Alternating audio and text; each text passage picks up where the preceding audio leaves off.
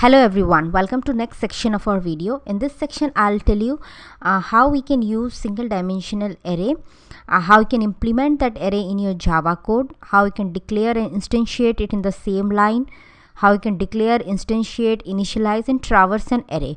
So basically we will see all the different techniques or all the different ways we can define our array and use it in our Java code.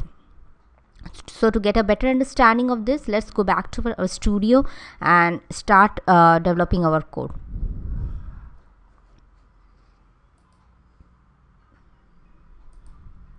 So this is my studio. I'll just go and create my new class under the same package. So it's new, again Java class. Maybe I'll name it again as an array, maybe test.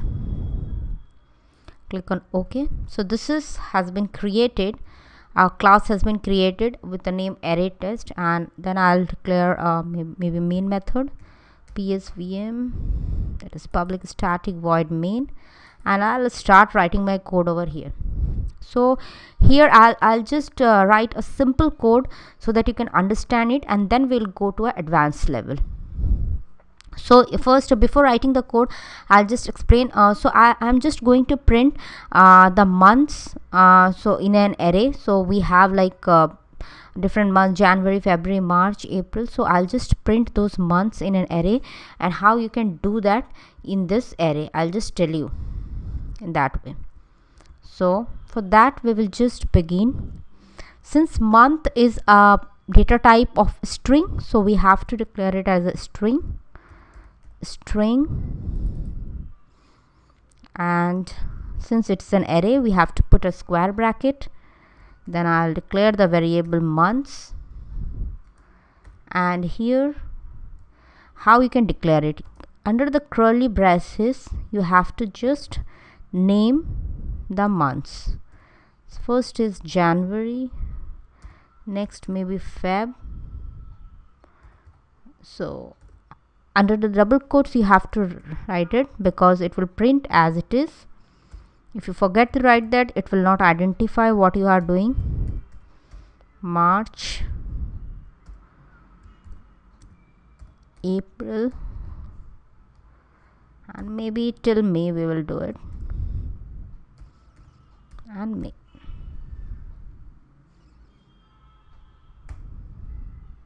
So this is how I have done it.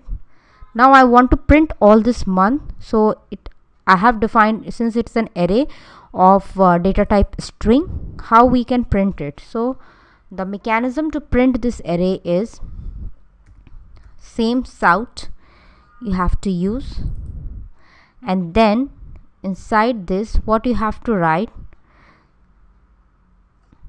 first will be, since it's an array, we'll write arrays. Then we'll write as, since it's a Java package, so dot. So you can see you got a various options over here which type you want to define. Since this is a string, I'll just select the first one, and so here what you have to put, you have to put your variable name. Here our variable was months, so I'll just go and put months. So you can see it has printed months. So this is the way how you can print this array. So let's go and execute this code and see how it prints out. So since we're doing it for the first time, again I right click, I'll run array test main, and just wait for the Gradle to build and print my output. So as you can see, I got my output as this. It's January, February, March, April, May. So this is how it has printed my array, and it is a simple way of printing your array in a single line where you're declaring and instantiating in the same line. One more example I'll just use over here only, maybe just to explain you a different data type, using a different data type, maybe a int data type. So again I'll declare one more array int. So this is int, and maybe odd numbers. I'll take some odd numbers,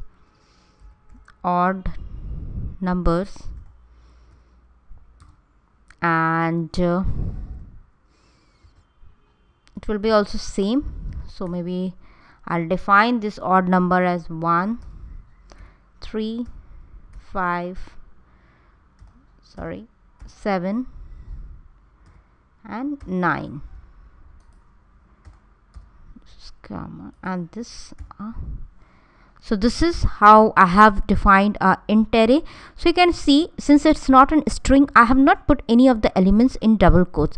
It's a simple int array, so we can just write it under the inside the curly braces. And how we'll print it? The same way we have printed for the string array. So it will be again south, then you can go for arrays dot again to string, and this is the int type.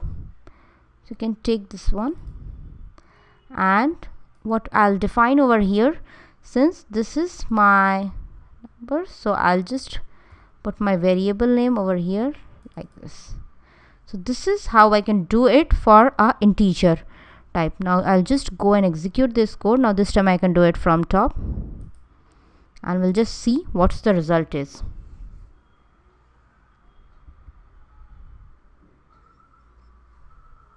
So you can see it has printed me the sequence of numbers 1 3 5 7 9. So this is how you can do a declaration and instantiation in the same line and print your statements and do whatever function you want to do with an array. In the next section of video, I'll tell you some advanced level, like how you can declare, instantiate, initialize and traverse an array and in different lines. So thank you, and let's begin the next section.